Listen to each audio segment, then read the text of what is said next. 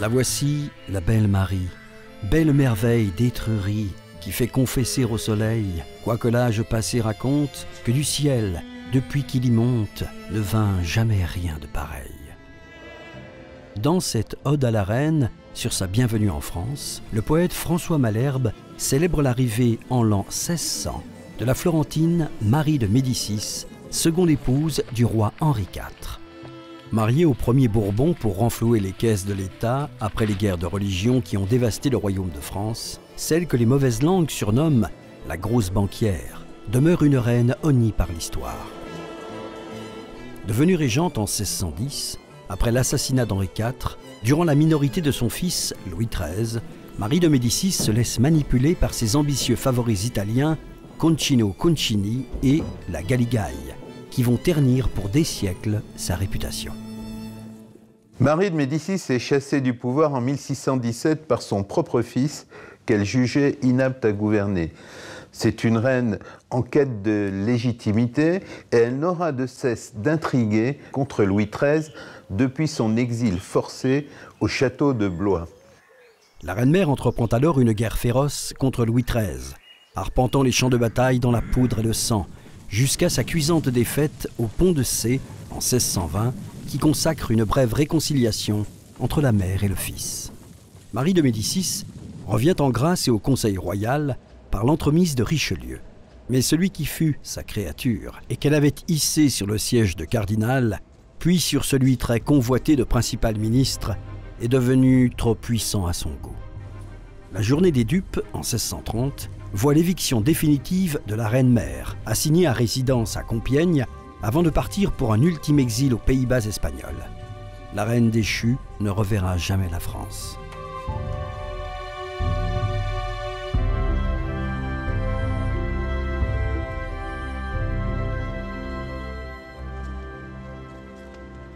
Marie voit le jour en 1573 au sein de la richissime famille Médicis.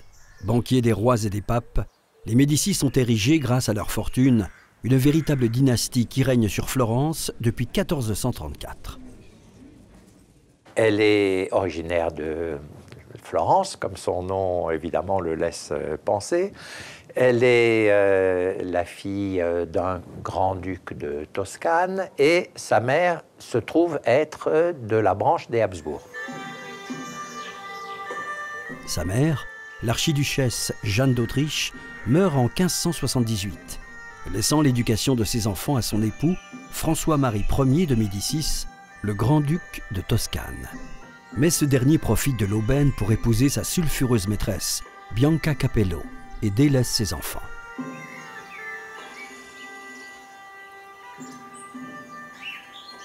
Marie reçoit une éducation humaniste de princesse au palais Pitti de Florence. Elle est confiée aux bons soins d'une parente, Francesca Orsini, qui lui inculque la piété et la discrétion. La jeune fille tombe alors éperdument amoureuse du fils de sa préceptrice, Virginio, élevé à son côté. La princesse montre de grandes aptitudes en mathématiques, en chimie et en botanique. Elle pratique aussi avec ardeur le dessin, la sculpture, la gravure et elle excelle en musique.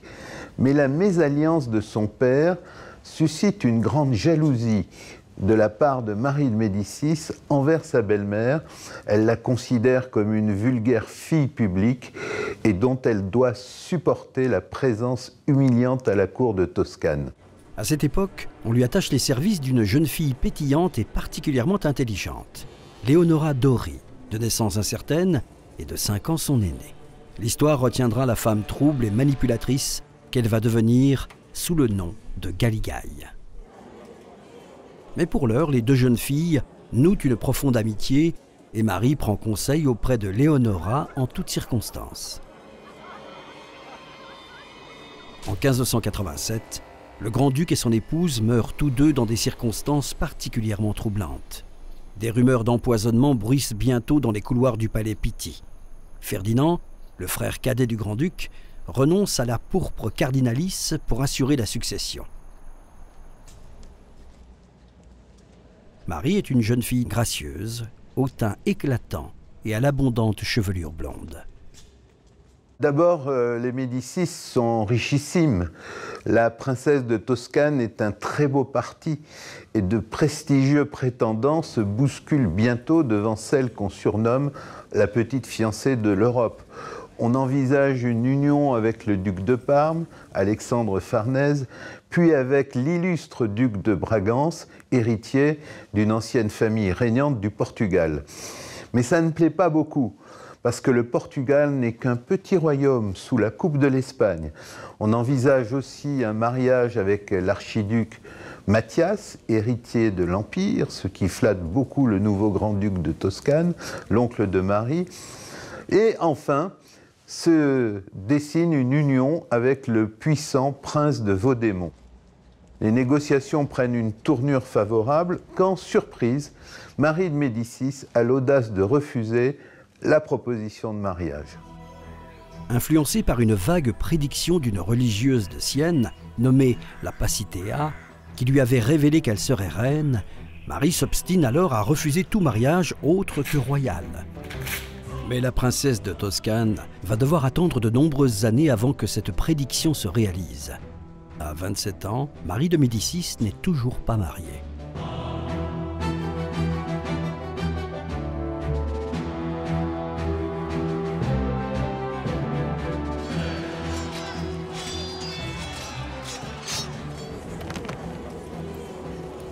En 1589, le royaume de France est en pleine guerre de religion. Henri III, dernier roi de la dynastie des Valois, est assassiné. Avant de mourir, il désigne son cousin Bourbon, le huguenot Henri de Navarre, pour lui succéder sous le nom d'Henri IV. À la mort d'Henri III, effectivement, les Français se réveillent avec un souverain qui a une religion qui n'est pas celle de plus de 90, peut-être 95% de la population. Après 260 ans de règne, la maison des Valois, branche cadette de la dynastie capétienne, doit céder le trône à la maison des Bourbons. La France vient de traverser plusieurs décennies d'une guerre civile impitoyable. Et pendant 30 ans, elle a été dirigée par des rois jeunes et influençables. Il s'agit des trois fils d'Henri II et Catherine de Médicis, François II, Charles IX et Henri III. Pour sortir des dissensions religieuses qui l'y étouffent, le royaume a besoin d'un monarque fort et fédérateur. Roi sans couronne, Henri IV, premier Bourbon, doit encore lutter contre la Ligue catholique, véritable contre-pouvoir politique et militaire qui ne veut pas d'un protestant sur le trône de France. Non seulement c'est un hérétique, mais c'est ce qu'on appelle un relapse, c'est-à-dire quelqu'un qui a été catholique une partie de sa vie et qui est revenu à l'hérésie. Donc c'est encore plus grave. Henri IV a changé une bonne demi-douzaine de fois de religion entre sa naissance et 1589, et donc il ajoute à la casquette, si j'ose dire, de l'hérétique calviniste, du disciple de Calvin, la casquette de celui qui, d'une certaine façon, n'a pas vraiment de religion, qui est capable d'en changer et qui l'a prouvé maintes fois.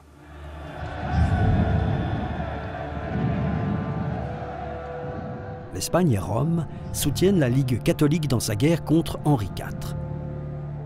Ce dernier reçoit le soutien des ennemis de l'Espagne et des amis de la Réforme. Les calvinistes hollandais, les protestants d'Allemagne, les Anglais et les Vénitiens ne veulent pas laisser le pouvoir espagnol s'imposer en France.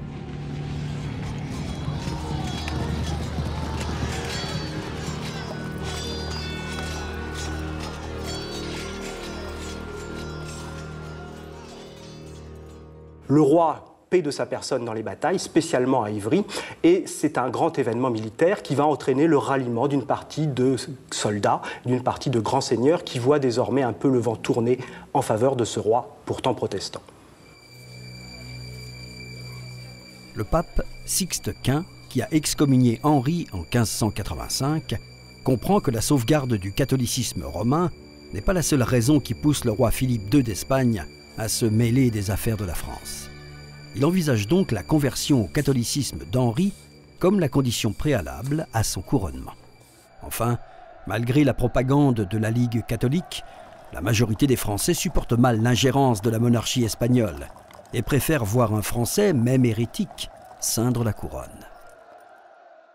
Le Français lambda se doute bien que l'invasion espagnole pour garder la couronne catholique cache quelque chose, que c'est un jeu trouble, que c'est interlope. Si bien que Philippe II et son armée d'Espagnols n'est pas du tout bien apprécié sur le territoire. C'est donc dans ces circonstances que le roi précipite les choses. Il décide de faire le saut périlleux justement pour couper court aux prétentions des autres princes, voire princesses, à la couronne de France. C'est une conversion largement politique.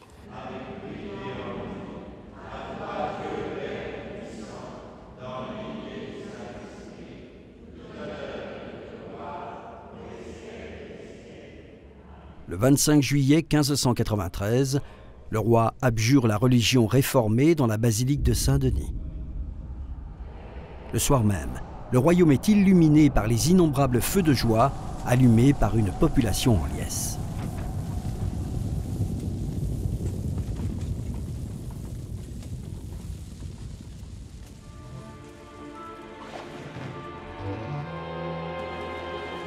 Paris et Reims sont encore aux mains de la Ligue.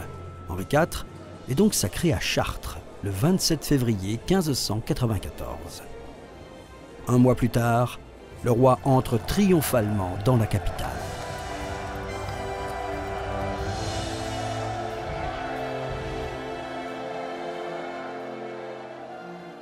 Henri IV est un roi soldat, mais ce n'est pas qu'un soldat, c'est un politique assez fin qui sait négocier, qui sait pardonner et qui sait passer des alliances avec ses anciens adversaires.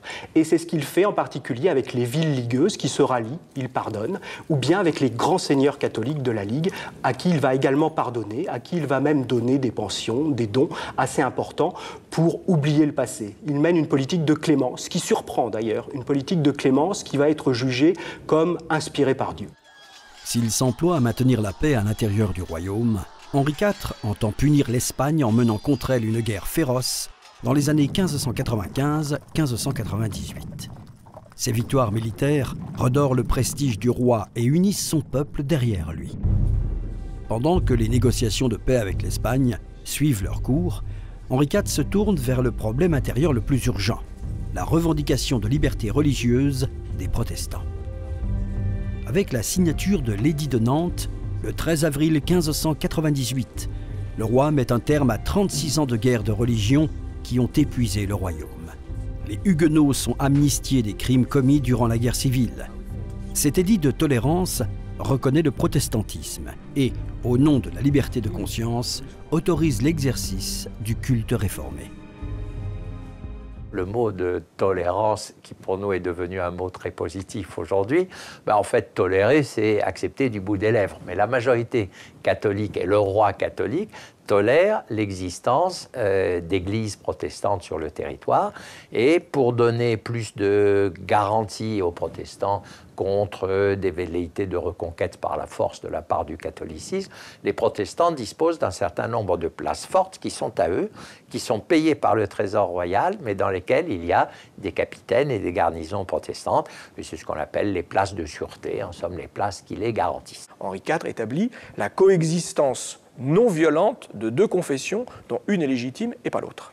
Mais il devient quand même, grâce à l'édit de Nantes, ce symbole, ce souverain symbole de l'exercice de la tolérance et, j'allais dire, d'un pouvoir politique qui parvient à imposer la tolérance à des sujets partagés entre deux confessions religieuses. Pourtant, l'édit ne satisfait pleinement aucune des deux factions et l'équilibre demeure fragile. Le roi a maintenant 46 ans et lorsqu'il tombe gravement malade, chacun se rend compte du cataclysme qui s'abattrait sur le royaume s'il venait à mourir sans héritier. Depuis 1572, il est marié à Marguerite de Valois, la fille d'Henri II et Catherine de Médicis. Mais les époux vivent séparés, chacun mène sa vie amoureuse de son côté. Marguerite se montre favorable au divorce. On cherche donc à Henri IV une épouse digne de son rang, mais le roi, qu'on surnomme le Vert galant, en référence à ses nombreuses conquêtes féminines, entend épouser sa maîtresse, la belle Gabrielle d'Estrées, qui lui a déjà donné 2 fils. La cour s'indigne, et Marguerite de Valois ne peut consentir à laisser sa place à une fille de basse naissance. Gabrielle meurt opportunément le 10 avril 1599. Pour sortir le roi de son chagrin, son entourage lui présente la jeune et virginale Henriette d'Entragues, fille de Marie Touchet, elle-même ancienne favorite du roi Charles IX. Henri IV tombe sous son charme et promet le mariage à la belle, aux grandes dames du principal ministre Sully, qui s'empresse de déchirer une imprudente lettre signée de la main du roi. La France sort exsangue des guerres de religion et doit aux Médicis la somme astronomique de 1 174 147 écus. Pour effacer une partie de l'ardoise, une union stratégique se dessine alors entre Henri IV et la princesse de Toscane, Marie de Médicis. En apprenant les négociations du mariage, Henriette, la nouvelle favorite en titre, entre dans une colère noire que seul le don du marquisat de Verneuil parvient quelque peu à apaiser.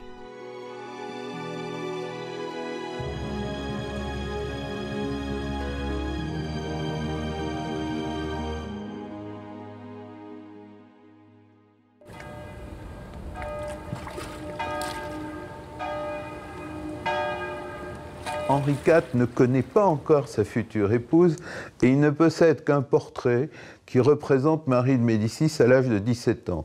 Or, elle en a aujourd'hui 27. Il profite donc d'une mission confiée à un émissaire à Rome pour remercier le pape d'avoir bien voulu annuler sa première union avec Marguerite de Valois, et il ordonne à cet envoyé spécial de passer par Florence. L'émissaire doit observer avec soin la jeune femme et faire son compte-rendu au roi. De retour au Louvre, celui-ci ne tarit pas d'éloges sur la physionomie majestueuse de la princesse, son teint clair, ses cheveux blonds, sa poitrine généreuse et son double menton, qui sont des charmes très appréciés dans les canons de beauté de l'époque. Le 5 octobre 1600, à Florence, Marie de Médicis épouse Henri IV par procuration. Le contrat de mariage prévoit une dot substantielle, 250 000 écus payés par annulation de créances et 350 000 écus payés comptant. La pieuse Marie de Médicis incarne alors, pour les catholiques, l'espoir de la reconquête des âmes. Quand le mariage de Henri IV avec Marie de Médicis a été négocié, ça a été sous l'égide du pape, et c'était un peu comme un élément du puzzle de réconciliation entre Henri IV, dont le pape se méfiait évidemment en raison de son protestantisme d'origine, et puis la conversion au catholicisme de Henri IV. Et Marie de Médicis s'est vue donner une mission par le pape, qui était, en somme, ma chère princesse, épousez le roi de France, faites-lui beaucoup d'enfants, bon catholique. Comme elle est assez nettement plus jeune que Henri IV, il y a fort à parier que même sans l'assassinat d'Henri IV, elle va lui survivre. Avec l'assassinat d'Henri IV, effectivement, elle lui survit. Et donc, tout son programme politique, c'est de pouvoir amarrer la France au catholicisme. Et elle va s'y employer. Dans ce but, le souverain pontife prie la nouvelle reine de France de favoriser le retour des jésuites. Accusés d'avoir inspiré l'attentat de Jean Châtel contre Henri IV en 1594, ces derniers ont été bannis du royaume de France. Avant qu'elle n'embarque pour sa nouvelle patrie, le grand-duc ne cesse de répéter à sa nièce cette dernière recommandation « Soyez enceinte ». Le 9 novembre 1600, Marie arrive à Marseille, mais ce n'est qu'un mois plus tard à Lyon qu'elle rencontre enfin son époux pour la première fois. Le mariage religieux est célébré le 17 décembre. 9 mois plus tard, le 27 septembre 1601, naît le futur Louis XIII. Marie a accompli sa mission en donnant un dauphin à la France. C'est un événement, parce que c'est un enfant mâle, c'est la descendance du roi qui est assurée et ça stabilise, si je puis dire, l'avenir de la dynastie des Bourbons. Le bonheur pourrait être complet si les frasques amoureuses du ver galant ne minaient pas peu à peu les relations au sein du couple royal. Alors évidemment, pour Marie de Médicis, qui est une femme assez austère, hein, la vie n'est pas drôle tous les jours, parce que d'abord Henri IV continue d'avoir des maîtresses, et puis surtout, au vieux château de Saint-Germain, eh bien, il fait cohabiter tout le monde, tous les petits bâtards qu'il a eus avec Gabrielle d'Estrées, avec ses enfants légitimes. Tout le monde vit dans cette espèce de garderie. Louis XIII ne les supporte pas, le futur Louis XIII, qui est très austère et très guindé, ne supporte pas ses petits frères bâtards. Donc, et Marie de Médicis est très malheureuse dans ce cas de figure. Marie de Médicis poursuit la mission qui lui a été confiée par le pape, en convainquant Henri IV d'autoriser le retour des jésuites en France dès 1604. Henri IV se trouve à la tête d'un royaume martyrisé, dont la population a stagné, dont les ressources agricoles ont baissé. Le peuple est désabusé par toutes ces années de privation, par les pestes également qui l'ont marqué. Le roi doit reconstruire son royaume. Il va mener une politique fiscale intelligente, mais très ferme néanmoins. Mais il ne faut pas cacher que cette politique va provoquer un certain nombre de révoltes. Avec l'aide du duc de Sully, principal ministre et grand administrateur, Henri IV travaille à restaurer les finances et à réorganiser efficacement le royaume. Habituée à la fantaisie de la cour de Toscane, Marie de Médicis découvre la rigidité de la maison de la reine qui compte près de 500 serviteurs. C'est une petite société vouée à assurer la tradition du bon service et chaque charge revient à une famille qui sert la monarchie depuis des générations. On peut dire qu'il y a ainsi de véritables dynasties de serviteurs. C'est Antoinette de Pons qui est la première dame d'honneur de la reine et donc le grand chef d'orchestre de cette administration particulière. On prête d'ailleurs serment de fidélité entre ses mains, mais voilà, Marie de Médicis est arrivée avec sa suite italienne et elle entend bien imposer son amie d'enfance, Leonora Dori, la fameuse Galigaï, comme dame d'Atour. Bref, on la marie à Concino Concini, un noble italien qui a aussi fait partie du voyage, et Marie de Médicis impose son amie à la cour. Dans sa lutte acharnée pour conquérir son trône, Henri IV a noué des alliances avec l'Angleterre en 1603 et avec les princes protestants allemands en 1610. Pour l'amour de sa nouvelle conquête, Charlotte de Montmorency, il envisage même d'entrer en guerre contre les Habsbourg. Après les innombrables tentatives d'assassinat fomentées contre lui et l'épuisement causé par les guerres de religion, la santé du roi décline, laissant entrevoir la possibilité d'une régence. Marie de Médicis prêche en faveur du sacre qui lui donnerait toute la légitimité nécessaire au cas où le roi viendrait à disparaître, car le futur Louis XIII est encore mineur. Le 13 mai 1610, Marie de Médicis est sacrée à Saint-Denis avec tous les honneurs. Le lendemain, 14 mai 1610, alors que son carrosse emprunte la rue de la Ferronnerie à Paris, Henri IV est assassiné par un fanatique religieux, François Ravaillac. Il laisse à son fils, le jeune Louis XIII, un royaume agrandi qui représente près des 4/5 de la France actuelle et compte une population hétéroclite d'environ 12 millions de sujets. Mais ce territoire est encore désuni sur le plan religieux. Le roi a remporté les guerres de religion, si l'on peut dire. Il a pacifié son royaume, mais il meurt tragiquement en 1610, assassiné par Ravaillac. Le choc est tellement fort, les Français sont tellement effrayés, ils ont tellement peur que les guerres civiles reprennent, comme elles avaient eu lieu pendant 30 ans auparavant, qu'ils vont idéaliser assez rapidement la figure de ce roi pacificateur, de ce roi Henri, qui a donné la paix au royaume de France.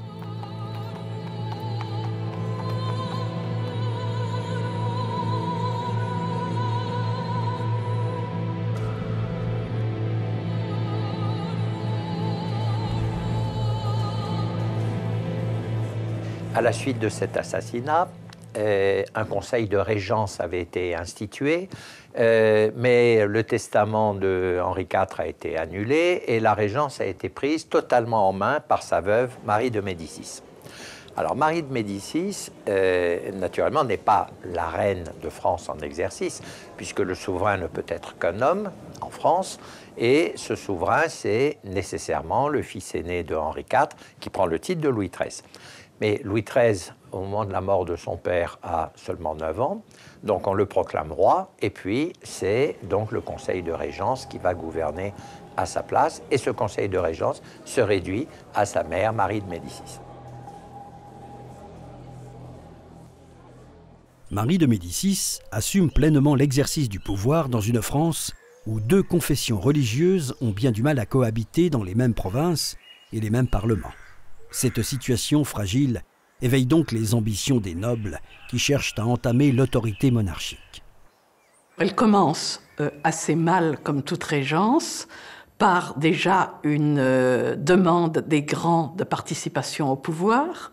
Après le règne fort de Henri IV, il y a une sorte de défoulement des grands. Le trône, c'est considéré comme une copropriété familiale. L'idée de quelque chose qui est l'État, qui est évidemment quelque chose qui se transmet avec certaines règles de succession, et c'est une idée qui nous est familière aujourd'hui, elle n'était pas du tout familière aux gens de cette époque. On était dans un système, on peut dire complètement féodal par sa conception, dans lequel une famille élargie, avec les cousins, les neveux, les collatéraux, etc., une famille est propriétaire donc d'un bien, d'une principauté ou d'un royaume. Quand Marie de Médicis décide de se faire proclamer seule régente, ça provoque évidemment les grincements de dents de tous les princes de la famille royale qui considèrent qu'ils ont de façon naturelle une part au gâteau. Pour calmer les ardeurs des princes, la régente les couvre d'argent et de bénéfices. En 1611, cette pratique coûte près de 4 millions de livres à la France. La santé fragile de Louis XIII fait l'objet d'une surveillance attentive et le jeune roi subit des traitements constants. Privé de tendresse maternelle et souvent battu, c'est un enfant solitaire et mélancolique. Sa mère, qui le juge inapte à gouverner, prend d'ailleurs soin de le tenir à l'écart du pouvoir. C'est surtout un enfant qui est très antagoniste. À la fois, il peut se montrer sociable par moments, et de temps en temps, il se retire pendant des jours, et on ne retrouve plus le petit gamin qu'on l'a laissé auparavant. Alors, ça va donner forcément un roi antagoniste. Si l'enfant l'était déjà, le roi le sera aussi. C'est un enfant timide, sans doute un peu écrasé par la personnalité de son père qu'il adore, et qui, de surcroît, a un inconvénient, il est bègue. Et il a une certaine difficulté à s'affirmer. Si la régente garde au gouvernement les hommes d'Henri IV, tel Sully ou Villeroy, elle fait entrer nombre de princes au Conseil d'État, qui devient une institution lente et inefficace. Elle doit alors tenir des conseils officieux afin de pouvoir prendre de réelles décisions. Le principal ministre, Sully, qui dirige avec brio les finances royales, las des accusations de malversation, démissionne le 26 janvier 1611. Il laisse alors le champ libre à l'ambitieux Concino Concini, marié à la protégée de la reine, Leonora. C'est le début du règne des favoris italiens. Concini, c'est en quelque sorte, si on peut dire, le favori de Marie de Médicis. Et Concini est un intrigant qui s'est emparé du pouvoir et qui l'a exercé pendant la régence de Marie de Médicis au grand déplaisir du jeune Louis XIII qui voulait régner mais avait beaucoup de mal à s'imposer devant cet Italien arrogant qui ne manquait pas une occasion de l'humilier. Un an seulement après la mort du roi, hissé au premier rang de la noblesse française, le couple Concini est richissime et couvert de titres, suscitant dès lors bien des jalousies. La Galigaille use et abuse de son influence sur Marie de Médicis. Au Louvre, elle bénéficie même d'un appartement qui communique avec celui de la reine, où on la trouve à toute heure du jour ou de la nuit.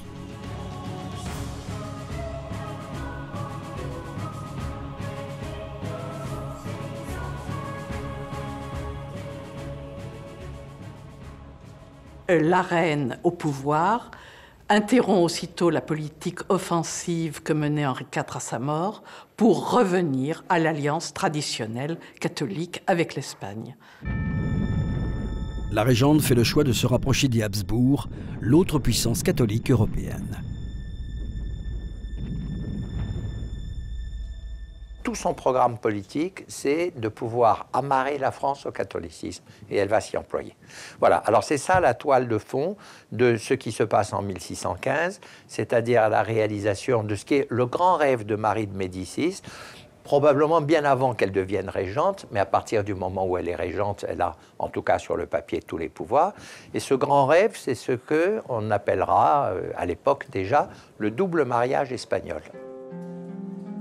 Le double mariage espagnol prévoit l'union de Louis XIII avec Anne d'Autriche, fille du roi d'Espagne Philippe III et arrière-petite-fille de l'empereur Charles Quint, et l'union d'Élisabeth de France avec le frère d'Anne qui deviendra Philippe IV en 1621. En accédant au trône d'Espagne. Alors c'est une visée politique tout à fait évidente dans la politique que veut mener Marie de Médicis, c'est assurer l'alliance avec l'Espagne, c'est garantir en quelque sorte la paix et la prorogation d'une politique catholique, au fond d'application du Concile de Trente en Europe. Les princes français, notamment les protestants, voient d'un mauvais œil ce rapprochement avec la très catholique monarchie espagnole.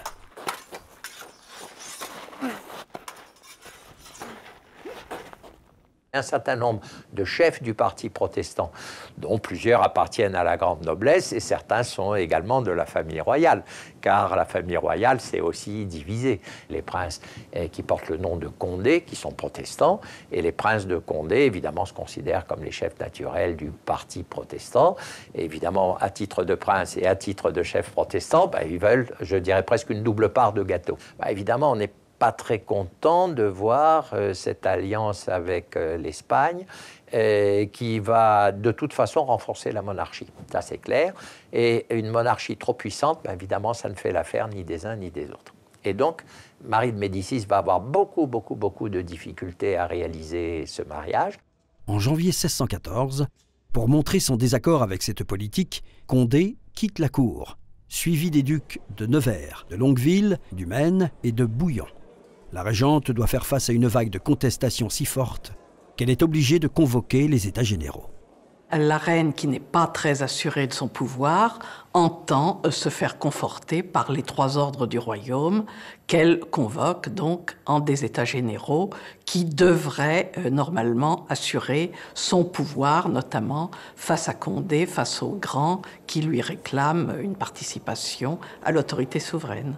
Avant les États généraux de 1789, les derniers États généraux qui s'étaient réunis, ce sont ceux que Marie de Médicis a été obligée de réunir en 1614, qui se sont plus ou moins bien passés, mais qui lui ont finalement donné, en tout cas, une sorte de brevet de tranquillité intérieure et un blanc-seing pour mener à bien, malgré quelques troubles, les mariages espagnols. C'est aussi à l'occasion de ces États généraux que se dessine le destin du jeune évêque de Luçon, remarqué par Marie de Médicis et qui deviendra plus tard le célèbre cardinal de Richelieu. Le 2 octobre 1614, Louis XIII est déclaré majeur par le Parlement. Après avoir remercié sa mère d'avoir si bien administré la France en son nom, il déclare prendre en charge le gouvernement de son royaume. Mais, comme on le lui a demandé, il nomme Marie de Médicis chef de son conseil. La soif de pouvoir de Concini, déjà membre du Conseil d'État et des Finances, ne cesse de grandir. Le 28 novembre 1615, Louis XIII épouse Anne d'Autriche à Bordeaux. Marie de Médicis n'a qu'une idée en tête. Pour être valide, il faut que ce mariage très politique soit consommé le plus rapidement possible. C'est chose faite le soir même, mais cette expérience forcée traumatise les jeunes époux. Donc en 1615, triomphe de Marie de Médicis malgré les grandes difficultés, malgré alors des difficultés qui naturellement coûtent des vies humaines et qui assèchent complètement le trésor royal. Parce que financer la guerre, ça coûte toujours très cher, et acheter la paix pour calmer les mécontentements et les gourmandises, ça coûte également très cher. La régente s'appuie de plus en plus sur Concini, chaque jour plus impopulaire. il est conseiller d'État de Marie de Médicis, donc il va développer véritablement cet élan, ce mouvement pro-italien à la cour. C'est lui aussi qui va essayer d'influencer Marie de Médicis en sous-main, en souterrain contre Louis XIII.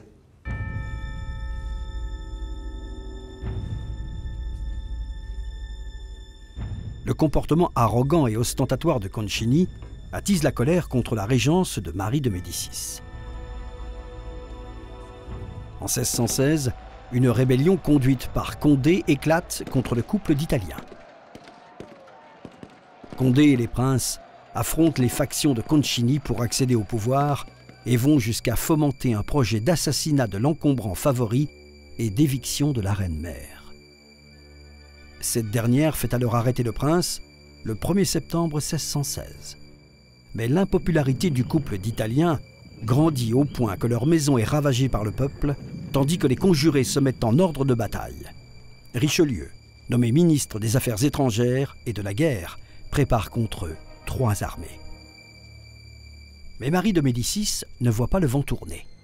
Comme elle avait pris soin de n'attacher auprès de son fils que des serviteurs qu'elle jugeait de faible intelligence, la régente est loin de soupçonner que le changement radical va naître de la volonté de Louis XIII. Conseillé par son fauconnier et ami, Charles de Luynes, le roi est enfin prêt à prendre son destin en main.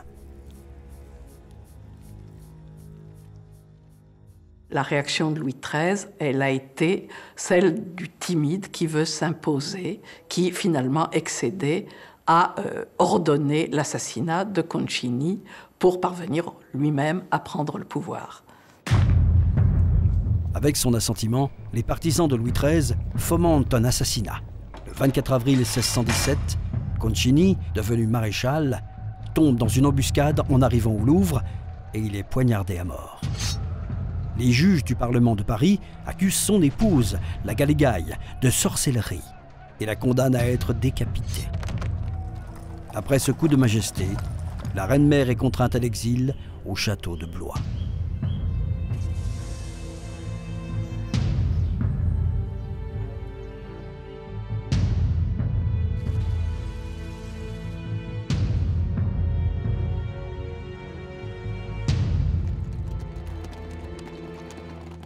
Le choc de cette brutale éviction est terrible pour Marie de Médicis.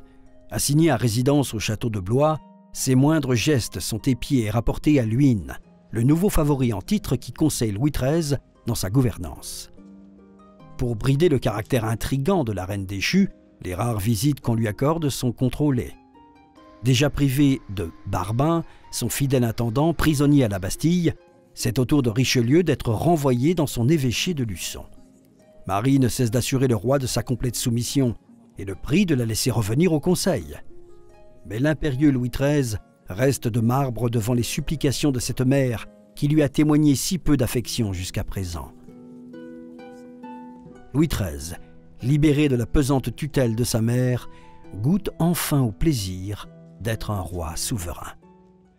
Alors Luynes met au point un stratagème très élaboré qui consiste à laisser Barbin, l'ex-intendant de Marie de Médicis, qui est emprisonné à la Bastille, correspondre avec la reine exilée à Blois, ce qui avait été interdit par Louis XIII.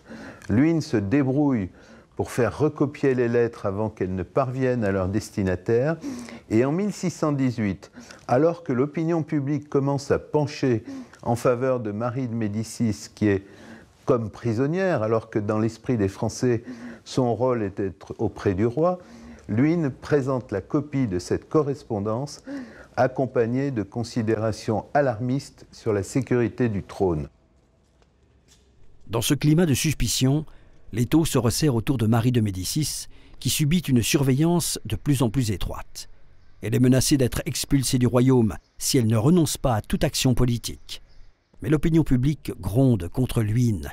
Et lorsque Marie comprend que cet exil est voué à durer, poussée par son entourage ultra-catholique, elle décide de s'opposer à son fils par les armes. Le 22 février 1619, la reine s'évade du château de Blois. Elle essaiera de se sauver dans des conditions rocambolesques, en descendant d'une fenêtre avec une corde, etc. Le très catholique duc d'Épernon, lieutenant général des armées, se rallie à Marie de Médicis, suivi du duc de Bouillon et du prince de Lorraine.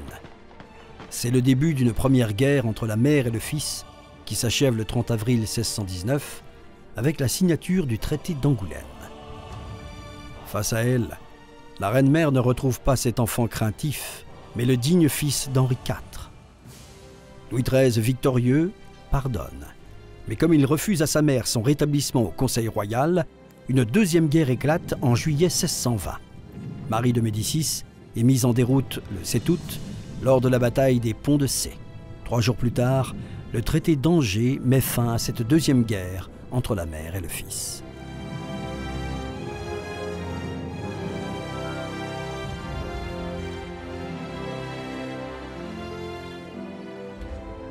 Le 14 décembre 1621, la mort de Luynes laisse de nouveau le champ libre à Marie de Médicis.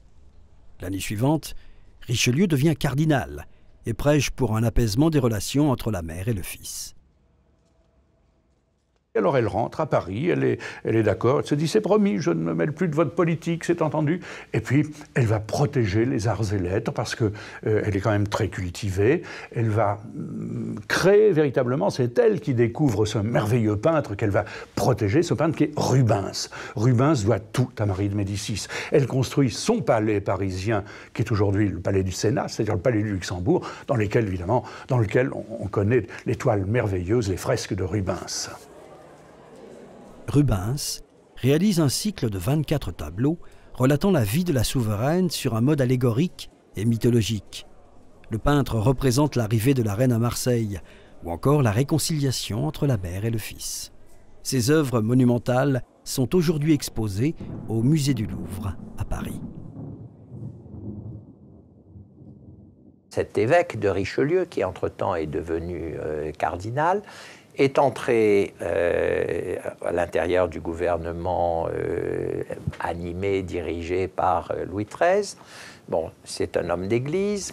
Il est très favorable dans les premières années à l'Espagne. Et puis petit à petit, il évolue. Richelieu fait son entrée au Conseil royal.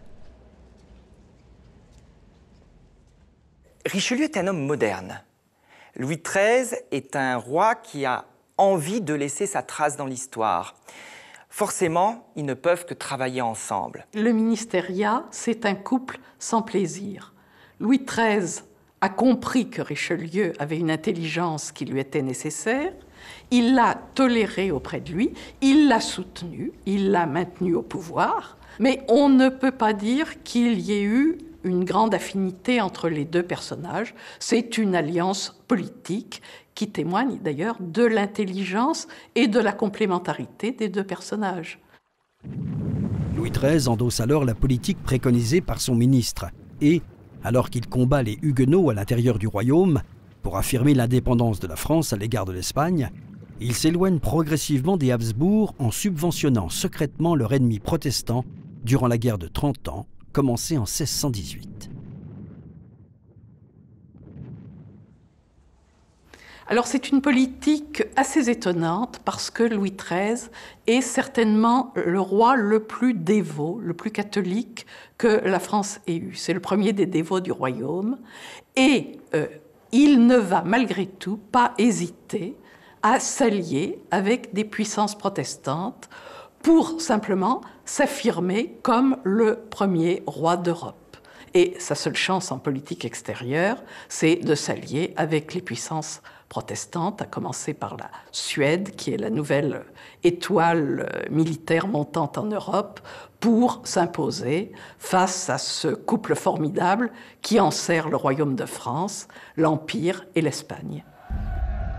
Les Habsbourg d'Espagne et d'Autriche rêvent d'établir la jonction entre leurs territoires.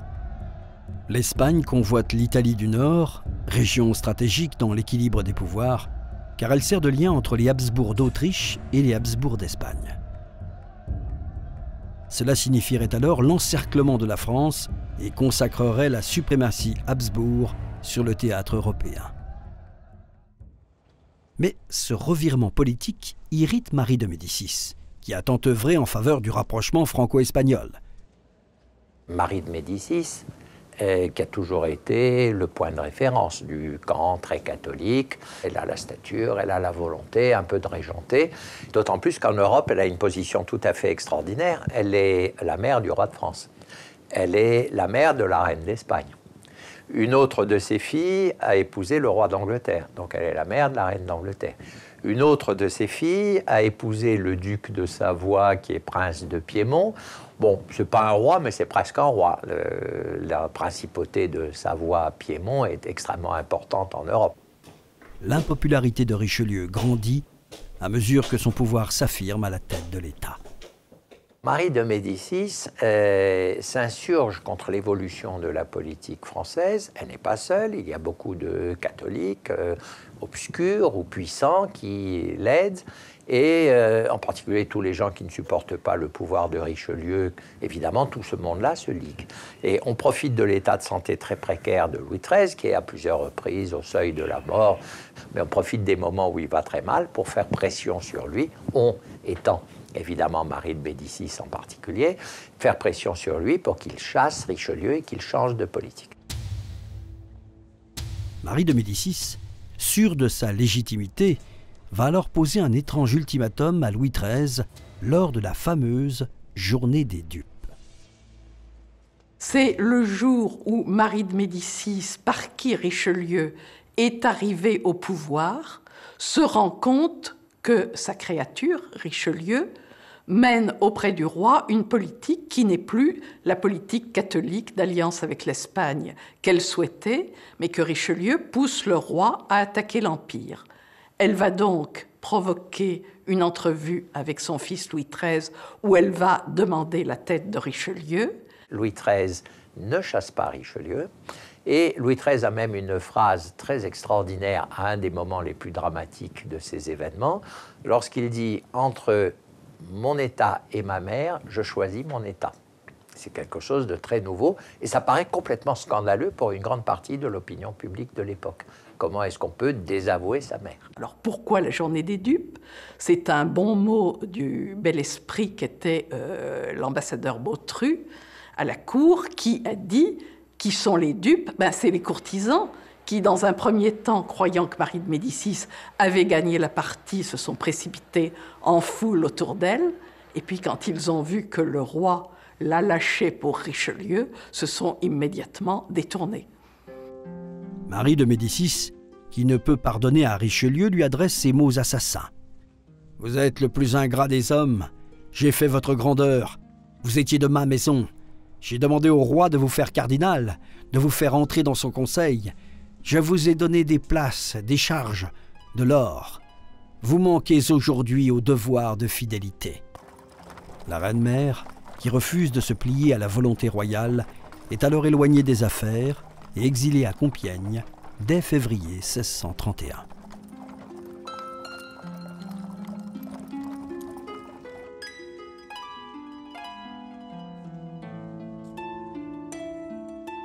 Gaston d'Orléans, fils cadet de Marie de Médicis et agent de tous les complots contre son frère Louis XIII, fédère alors autour de lui les ennemis de Richelieu afin de libérer sa mère de sa captivité à Compiègne.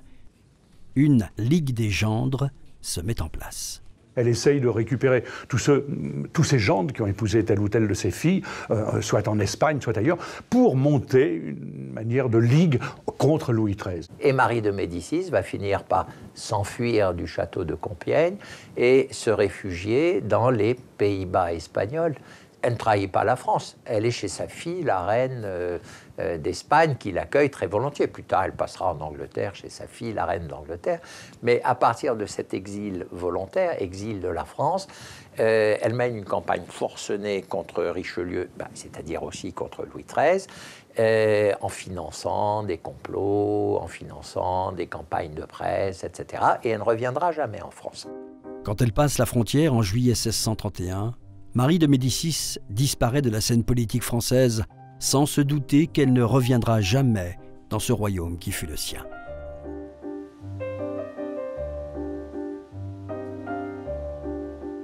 Dans les années qui suivent, les relations demeurent glaciales entre la mère et le fils.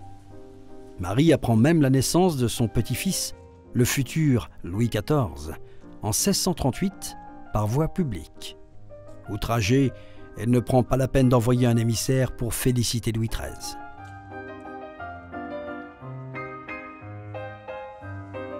La reine-mère se trouve désormais à Cologne et prend part à une nouvelle conspiration contre Louis XIII, celle fomentée par 5 mars, la dernière d'une longue série pour l'orgueilleuse Marie de Médicis, qui s'allie une fois de plus à Gaston d'Orléans et à l'Espagne. Mais le complot est bien vite déjoué par Richelieu. Marie de Médicis rend l'âme le 3 juillet 1642, après avoir passé sa vie à intriguer contre son fils dans l'espoir de revenir au pouvoir. Richelieu, sa créature, devenu son ennemi intime, lui survivra seulement 5 mois. L'histoire conserve un jugement sévère à l'égard de cette reine qui avait été vendue pour rattacher la France au catholicisme et renflouer les caisses du royaume. Elle laisse pourtant à son fils, Louis XIII, un royaume intact.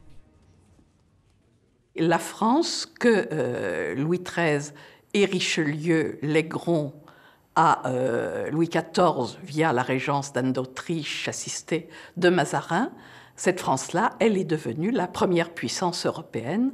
C'est quand même un assez beau bilan.